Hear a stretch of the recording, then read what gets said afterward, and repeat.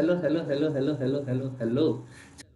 अपन next standard पे आके that is your ऐसे 500। ऐसे 500 आपके किसके बारे में बात करते हैं? Audit evidence. देखो, अगर आपको नोट्स चाहिए टेलीग्राम चैनल में फ्री में अपलोडेड है। आपके स्टैंडर्ड के नोट्स, आपको पूरे नोट्स चाहिए तो आप नीचे वेबसाइट से परचेज कर सकते हो, लिंक डिस्क्रिप्शन में दिए। ठीक है, तो आपका ऐसे 500 टॉक्स अबाउट ऑडिट एविडेंस। देखो, ऑडिट एविडेंस होता क्या, हमने सब जगह पूरे स्टैंडर्ड्स में सब जगह बोला है ए ऑडिट एविडेंस ऑब्टेन करो, जो सफिशिएंट एंड अप्रोप्रिएट होना चाहिए। बट ऑडिट एविडेंस होता क्या है? तो audit evidence is your information used by auditor in arriving at the conclusion on which auditors opinion is based. Auditor क्या एक रिपोर्ट देता है। तो अब ऑडिटर जो रिपोर्ट देता है उसमें ओपिनियन रहती है ऑडिटर की। नाउ ऑडिटर जो ओपिनियन देता है, now that is based on your audit evidence. उसमें आपका ऑडिट एविडेंस में आपका जो सब भी ऑडिटर ने जो भी इंफॉर्मेशन गैदर की है ऑडिट करते हुए, वो सब आता है। तो any information used by the auditor in arriving at the conclusion on which auditor's opinion is based, और audit evidence should be sufficient and appropriate। देखो, sufficient and appropriate बहुत इंपॉर्टेंट वर्ड्स है। sufficient क्या बोलते हैं कि बॉस, क्वांटिटी सही होनी चाहिए। क्वांटिटी सही होनी चाहिए मतलब कि अप्रोप्रिएट क्वांटिटी। आपको क्वांटम ऑफ ऑडिट एविडेंस बोलते हैं, that is your sufficiency. And second is your appropriateness, that is your quality, मतलब रेलेवेंट ऑडिट एविडेंस होना चाहिए। ठीक है, फिर क्या? Procedures to obtain audit evidence. Procedures to obtain audit evidence है कि भाई ऑडिट एविडेंस में लाओ कैसे, कहाँ से लाओ। तो procedures to obtain audit evidence में आता है, एक है आपका रिस्क असेसमेंट प्रोसीजर्स परफॉर्म करो, तो उससे आपको ऑडिट एविडेंस मिलेगा। एंड सेकेंड है फर्दर ऑडिट प्रोसीजर्स। तो ये देखो, ये आपका बोलते हैं रैप एंड ये बोलते हैं फैप। ठीक है, तो आपके risk assessment procedure and your further audit procedures.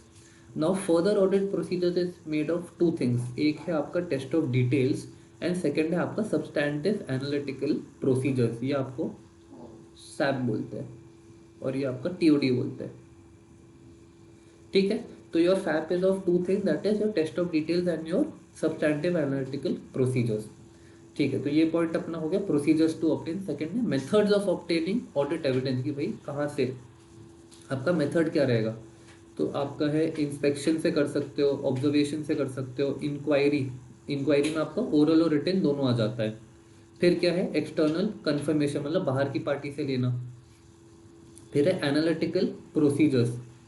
तो एनालिटिकल प्रोसीजर परफॉर्म करो, कोई भी प्रोसीजर को रीपरफॉर्म करो। रीपरफॉर्म मतलब देखो, आपकी जो एंटिटी है वो जो भी प्रोसीजर परफॉर्म कर रही है, आप वही प्रोसेस को वापस परफॉर्म करो कि आप कैसे परफॉर्म करोगे। तो दैट इज योर री परफॉर्मेंस एंड री कैलकुलेशन। मतलब उन्होंने जो भी कैलकुलेशन किया, आप चेक करो उनकी कैलकुलेशन सही है कि नहीं, बाय री परफॉर्मिंग द सेम कैलकुलेशन। ठीक है, तो दैट इज योर री कैलकुलेशन। अब देखो, इंक्वायरी ओरल और रिटन में क्या लिखा है? Inquiry consist of seeking information of knowledgeable persons within the entity or outside the entity. देखो, इंक्वायरी में आप या तो विद इन या तो आउटसाइड द एंटिटी किसी से भी पूछ सकते हो। It is use extensively throughout the audit in addition to other audit procedures. They may range from formal written inquiries to informal oral inquiry. तो बेसिकली आपको जो भी समझने के लिए चाहिए, आपको क्लाइंट को समझना चाहिए, कुछ प्रोसेस समझना है, तो ये सब आप इंक्वायरीज के थ्रू करते हो। यूजुअली रिटन फॉर्म में होती है क्योंकि ओरल का आपके पास कुछ ऑडिट एविडेंस नहीं रहता। ठीक है, नेक्स्ट अपना auditors duties. Now auditors duties में तीन ड्यूटीज है ऑडिटर की। सबसे पहला है information prepared using work of ME. देखो, एमई क्या होता है? ME is your management expert. तो अगर आप मैनेजमेंट एक्सपर्ट का काम यूज करके या आप उसकी इंफॉर्मेशन यूज कर रहे हो, तो फिर आपको क्या क्या करना है? तो first point is you will have to evaluate competence, capability and objectivity. देखो, आप जिसका काम यूज कर रहे हो, आप सबसे पहले उसकी कॉम्पिटेंस, उसकी कैपेबिलिटी तो चेक करो।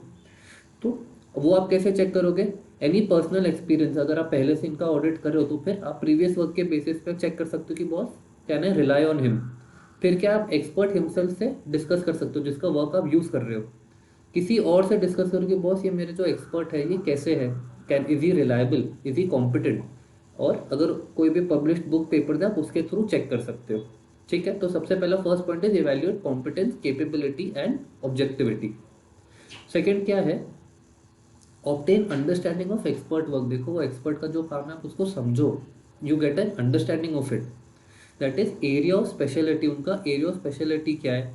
उनका कौन से प्रोफेशनल स्टैंडर्ड्स एप्लीकेबल है, any legal and regulatory requirements है क्या, अजम्पशंस एंड मेथड्स यूज्ड कि उन्होंने क्या मेथड यूज़ किया, क्या अजम्पशन यूज़ किया उन्होंने ये वर्किंग करने के लिए, and nature and source data use की बॉस, उनको भी तो सब कुछ नहीं पता होगा ना, वो भी कहीं ना कहीं से तो देख ही रहे होंगे।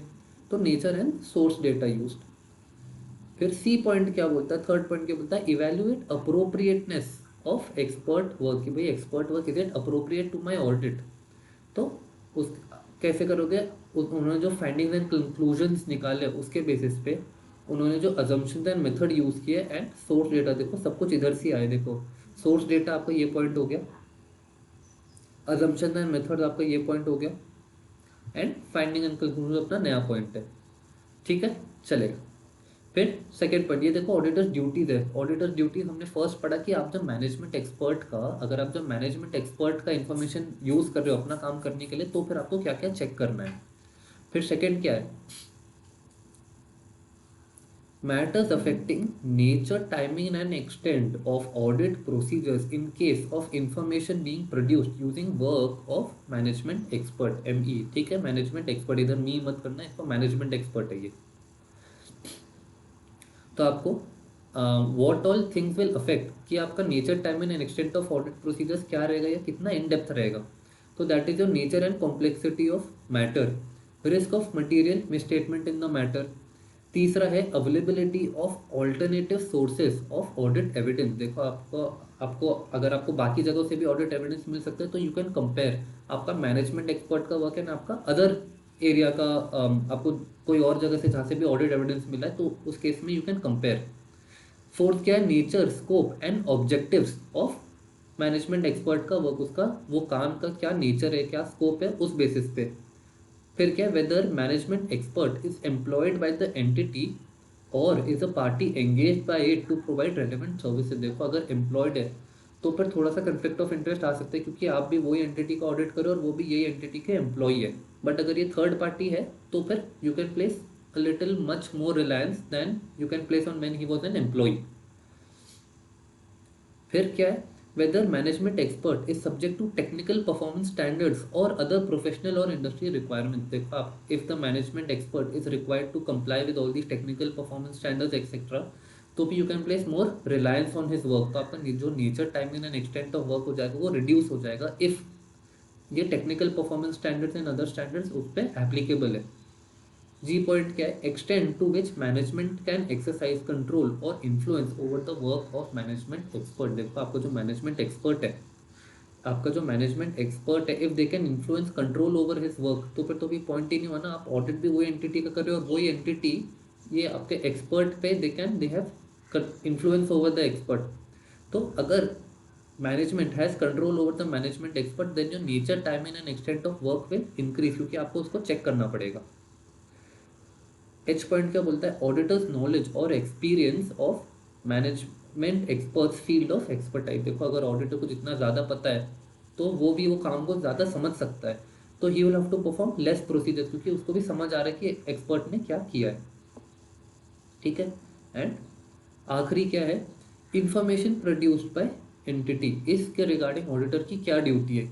तो वो क्या बोलते हैं, auditor should obtain SAAE। SAAE क्या है, sufficient and appropriate audit evidence, sufficient and appropriate audit evidence about accuracy and completeness of information, accuracy and completeness of information, and evaluate whether information is sufficiently precise and detailed for auditor's purpose। whether जो भी हमने information ली है whether it is precise and detailed हमारे purpose के लिए।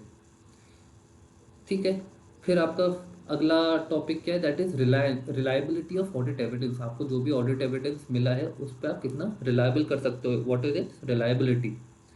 तो first point जो वो बोलता है, external evidence is more reliable then internal evidence, क्योंकि इंटरनल एविडेंस आपके एंटिटी के कंट्रोल में, आपके मैनेजमेंट के कंट्रोल में, तो इसलिए आपको अगर बाहर से कुछ एविडेंस मिल रहा है that is much more reliable.